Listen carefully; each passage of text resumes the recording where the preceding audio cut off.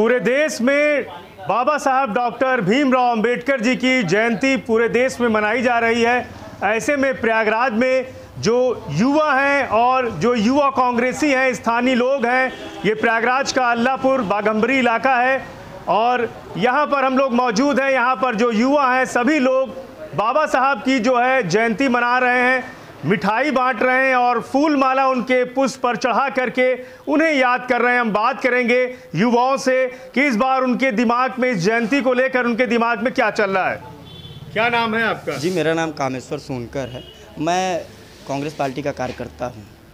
और क्या कहेंगे आज जयंती के अवसर पर, क्या कहेंगे बाबा साहब के लिए? देखिए, बाबा साहब के लिए कहने से पहले तो हम लोग तो उस योग्य नहीं हैं, क्योंकि बाबा साहब 32 डिग्रियों का ज्ञान और 59 भाषाओं का नॉलेज, 69 भाषाओं का नॉलेज लेने वाले बाबा साहब हम लोगों के लिए, हम गरीब, शोषित, दलित, पिछड़ों की आवाज़ हैं और हम लोगों के मसीहा हैं। तो बाबा साहब भीमराव अंबेडकर के बारे में बस इतना ही कहना चाहेंगे कि यदि वो ना होते तो हम ना होते, ये फ़िज़ा ना होती तो ये आसमां ना होता। तो बस इसी तरीके की बाबा साहब और हमारा ऐसा संबंध है।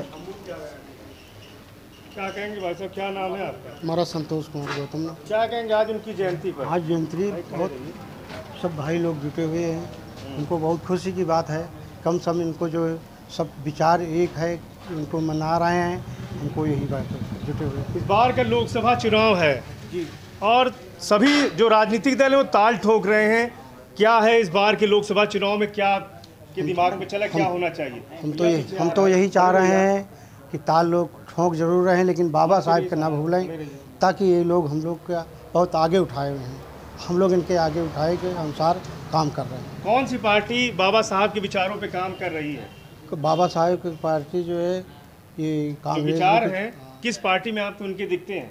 ये कांग्रेस भी चल रहा है इसमें, और ये बाबा साहब भी विचार है कि इनको लोग भी सब। मोदी कह रहे हैं कि सिर्फ 70 साल में कांग्रेस ने बाबा साहब का नाम लिया और मोदी कहते हैं कि 10 साल में बीजेपी के लोग कि उन्होंने जो काम किया दलित समाज के लिए वो किसी सरकार ने नहीं किया। कितना सही मान रहे हैं आप? बाबा साहब तो हम यही सोच रहे हैं कि खाली उनकर हवा हवाई है नरेंद्र मोदी का। जितना सही काम हो रहा है वो का हो रहा है, कुछ समझ नहीं आ रहा। आइए, हमारे साथ एक और युवा इधर ऐसे आइए। क्या कहेंगे आज उनकी जयंती पर, कितने उनके विचार आज प्रासंगिक हैं, अन्य राजनीतिक दलों में देखने को मिलते हैं? अन्य राजनीतिक दलों में देखा जाए तो आजकल की जो सरकारें हैं ये बाबा साहब का नाम ज़रूर लेती हैं।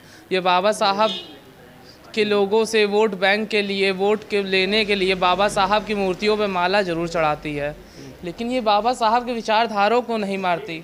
ये बाबा साहब की विचारधारा को क्यों नहीं मानती? बाबा साहब कहते थे शिक्षित रहो। आज शिक्षा पे इतनी भारी भरकम फीस लगाई जाती है, इतनी भारी भरकम जीएसटी लगाई जाती है। अगर युवा पढ़ नहीं पाएगा तो वो आगे कैसे बढ़ेगा? अगर युवा शिक्षित नहीं होगा वो तो बाबा साहब को कैसे जानेगा? बाबा साहब ने भी यहाँ पढ़ाई की, यहाँ पे उनके साथ इतना भेदभाव हुआ, वो बाहर पढ़ने गए, बाहर से इतनी महान डिग्रियाँ ला के यहाँ एक अफसर बने।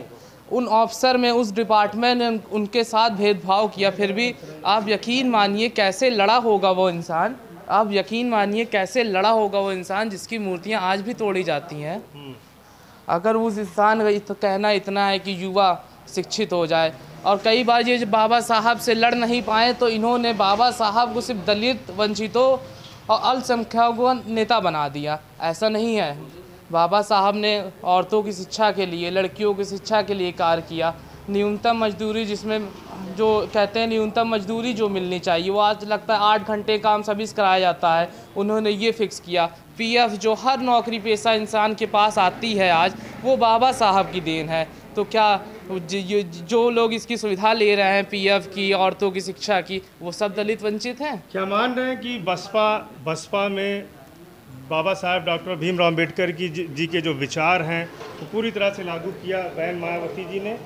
जी, बसपा में मैं मानता हूँ उनकी विचारधाराओं को थोड़ा सा आगे बढ़ाया गया है, लेकिन पूर्ण रूप से कोई भी सरकार इसको आगे बढ़ाने का काम नहीं कर रही। पता नहीं क्यों वो हमें इतनी शिक्षा नहीं दे पा रही जितना मिलना चाहिए। लोगों को शिक्षा की आज अहम ज़रूरत हो चुकी है। सरकारों से ये मेरी होनी चाहिए कि शिक्षा पे, देश के विकास पे अहम भूमिका निभाया जाए। स्थानीय लोगों से आप पूछिए शिक्षा का दर्द, परीक्षाएं होती हैं, लोग हज़ारों लाखों की संख्या में परीक्षा देने जाते हैं, परीक्षा होती भी है और फिर कैंसिल कर दी जाती है, फिर रद्द की जाती है, उसको फिर से अटका दिया जाता है। क्या ये शिक्षा के साथ खिलवाड़ नहीं है? क्या ये लाखों करोड़ों विद्यार्थी 5-6 हज़ार रुपये महीना जो लेके गुजारा करते हैं, उनके साथ खिलवाड़ नहीं है? ये सारी समस्याओं का जल्दी सलूशन होना चाहिए, कुछ ऐसी नीति आनी चाहिए जिससे ये सारी चीज़ें कम हो सके, देश का युवा पढ़े लिखे आगे बढ़े और अपने देश के लिए, देश हित के लिए कुछ कार्य कर सके। क्या नाम आपका? मेरा नाम अनुराग सोनकर, मैं विश्वविद्यालय इलाहाबाद द्वितीय वर्ष का छात्र हूँ। आगे मैं बाबा साहब अम्बेडकर की विचारधाराओं को बढ़ाऊँगा। किसी पार्टी, राजनीतिक पार्टी, सरकार, इन सब से बढ़ के भी एक विचारधारा होती है जो लाखों करोड़ों का जीवन प्रभावित करती है। मैं उस विचारधारा पे काम करना चाहूँगा। धन्यवाद।